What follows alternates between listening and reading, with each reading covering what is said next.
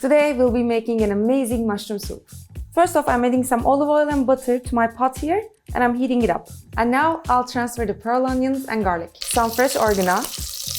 Now I'm adding my mushrooms. There's a trick to making this soup. What you gotta do is you gotta include different types of mushroom in your pot here, which will give wonderful aromas. Now some salt and some black pepper.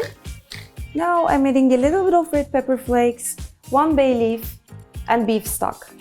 Once I see it boiling, I'm going to put this on a simmer, cover up the lid, and I'm going to cook everything for about 20 minutes. After I fish out the bay leaf and the oregano stems, I'm going to whisk this through my blender. I'm going to serve this with some red pepper flakes and some fresh oregano. I hope to see you guys next time. Bye bye!